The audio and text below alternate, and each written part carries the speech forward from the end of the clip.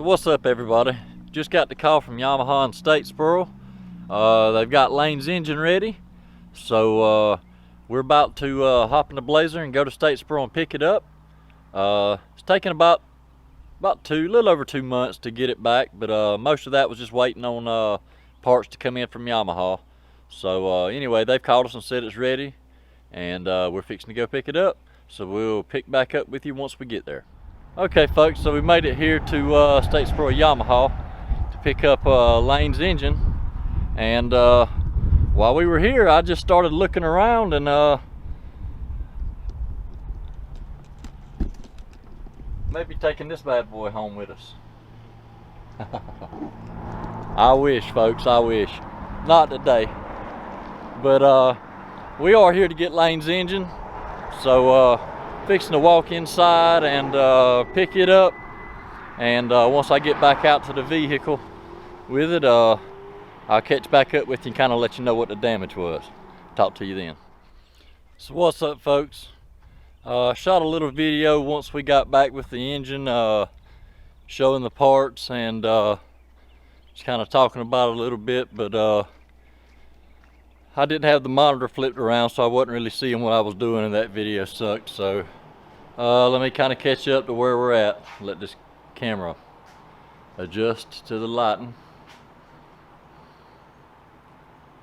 Okie dokie. Now let's try it the right way. So basically this is the parts that came out of it, and some of the stuff that was left out of the kit that didn't get used. This is the crank that come out of it, and as you can see, it definitely saw some heat.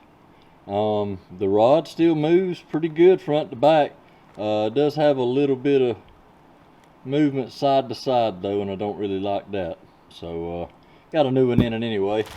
Brand new Wiseco piston. It's standard stock low compression piston rings though, so that's why we didn't use it. We went back with the high compression CP piston, and it's in a bag there. So about did the same thing again. Wasn't paying attention to my screen, but anyway, let's see here. Got the old shift forks and stuff that were bent up and needed to be replaced, and anyway, so when we got back, we went ahead and stuck the engine in the frame, and about all we did was stuck the swing arm bolt in and put the chain on the sprocket, and we have the bottom motor mount bolt through there. It's not even tight yet, but getting ready to start putting on the oil cooler and some of the other parts, and make some progress on it. So let's see what I can get done, and I'll get back with you guys shortly.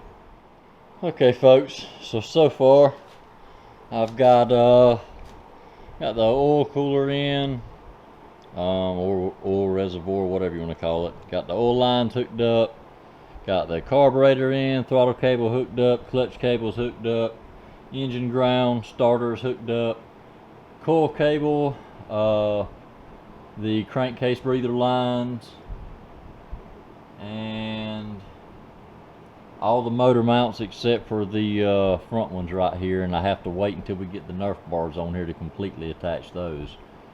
So couple of things. Oh yeah, I did get the exhaust on too, at least the head pipe part. Got to rinse out the radiator really good and dry it out, because we're going to be running engine ice this time, so we got to make sure that the system's clean.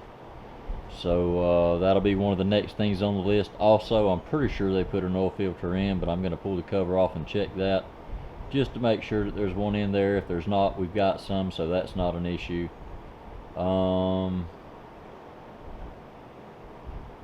That's just about it. Get the chain on the back sprocket. That's not a big deal. In fact, I got stuff laying there to do it. I just ain't done it yet. Airbox. Hook up the cables back to the battery. Probably have to put it on charge for a little bit because it's been sitting a while. Front fenders, seat, gas tank, that kind of stuff. So okay, well, we're going to be working at it, and I'll get with you guys a little bit further along. Alright folks, so it's a couple days later. I think we've got everything put back together in it, and all we've got left is to fill it up with oil. And I've got the battery on charge right now, so as soon as we let it get a little bit of fire in it and get some oil in it, then we'll be doing our first start. So I'll be right back. Alright folks, so we got the battery charged, got her full of oil, and we're fixing to attempt the first start. So here we go.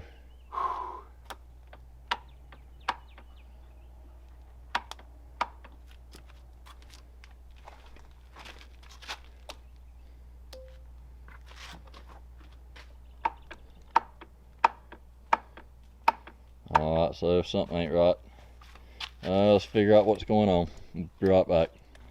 Alright folks, so it's been a good little bit since the last little bit of video you just seen. It's been at least a couple of months. We thought that maybe the starter was bad or some kind of electronic problems going on, because we had just gotten it back from Yamaha. We didn't expect any problems to be on the inside of the engine or anything. So we replaced the starter, put a brand new starter on it, and it's still done the same thing, and even bought a new wiring harness, which we haven't installed yet, but I wanted to eliminate one problem at a time. I got to thinking about the starter not fixing the problem, and thinking of what it could be, and I figured the best way to find out if it was a problem with the electrical between the solenoid and the starter, the best way to eliminate all the electrical would be to take the starter wire loose from the solenoid and touch it directly to the positive battery cable, which would force the starter to turn, and to in turn turn the engine. That way there's no electronic stuff to even be in consideration. After doing that, it still didn't turn. It still clicked like something was binding up. So we took it back to Yamaha, and what happened was, when they put it back together, there was a bushing that got left out behind the starter clutch that was not letting it spin freely, basically.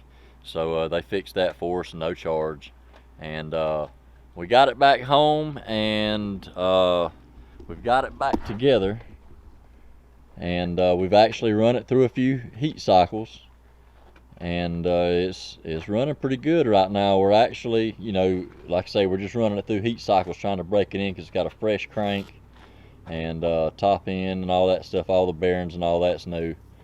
So we're going to take it on our first ride here in just a little bit. We got the helmets and all, and we're going to take it on the first easy ride. It's probably going to be you know, at least 8 or 10 hours of us just creeping around playing on it to break it in properly. I'm not, as much trouble as we've had with this thing, I'm not taking any chances. So I'm going to make sure we break it in properly. After that, we're going to get back to riding, you know, some tracks, and we want to get back into trail riding. So there's going to be some of that coming up too. Some more stuff like we used to do back in the day, just dirt road ripping and trail riding and stuff like that. I've scoped out a couple of spots we can go back and ride dirt roads and stuff, and I'm thinking there's probably some trails in that area that we can ride on. If we find them, you know, and we're able to ride them, then fine, and if not, we'll just have a good time riding dirt roads. But at some point we're going to get back to the tracks and doing that stuff too. I've kind of taken off, you know, the past probably 2 months. I've taken off really doing anything on YouTube. Very little on social media. I was just kind of burnt out and needed a break from it all for a little bit. So that's kind of what this time's been while we've been dealing with the four-wheelers, just a chance to get refocused and eager to get back at it again. And that's where we're at now. So we're fixing to take the first ride on it here in just a few minutes and start getting her broke in so we can get back to doing videos. So I guess I'll fire it up for you guys one time, let you hear it run.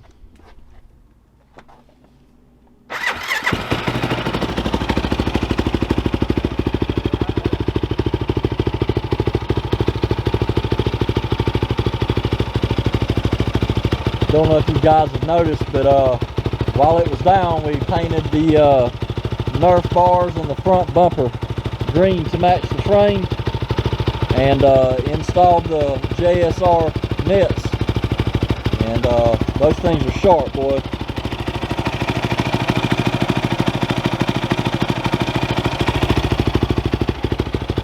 But yeah, we're gonna go get some riding in on it and try to get this motor broke in. So